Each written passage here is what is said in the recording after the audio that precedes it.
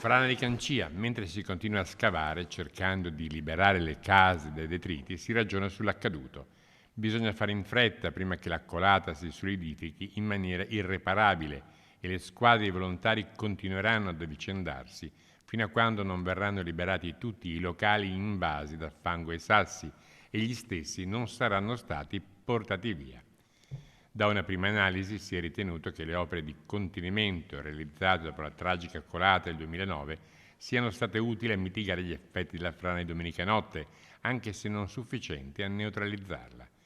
L'evento meteorologico scatenatosi, con oltre 50 mm di pioggia nell'arco di 30 minuti, è stato di una portata mai vista in precedenza, tanto da produrre la furia di un vero e proprio fiume di acqua, fango e detriti, sceso a velocità impressionante.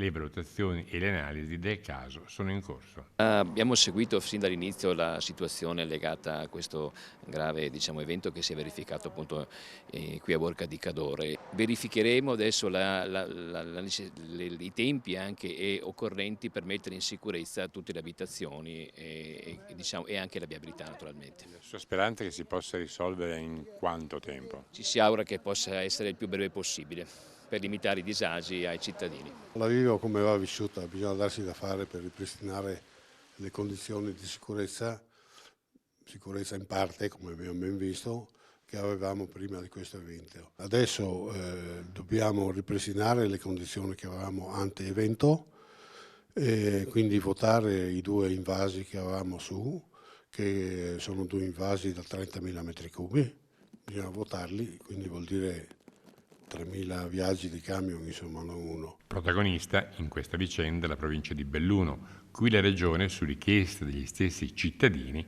affidò la gestione della frana. Siamo sicuramente mitigato qualcosa che poteva diventare una tragedia, un disastro veramente epocale, perché insomma dall'esperienza di molte persone che l'hanno rivissuta questa è stata sicuramente la colata più forte che sia venuta giù verso Cancia, quindi da questo punto di vista io sono convinto che questa sia stata un'opera importante, imponente. Adesso dovremo cercare di liberare le vasche, ma anche lì ci vorrà del tempo, in modo che se può capitare nuovamente abbiamo comunque una situazione abbastanza sotto controllo. Poi è chiaro che l'eccezionalità è difficile da gestire. In provincia necessariamente si torna a parlare dell'ipotesi più drastica, quella di evacuare definitivamente Cancia trasferendo altrove i residenti. Questo è un grande tema, ne ho parlato ieri con tanti abitanti, è chiaro che lì ci sono affetti, ci sono sacrifici di tanti anni. Se c'è rischio però per la vita? Esatto, quella è la priorità assoluta e quindi anche questa è una valutazione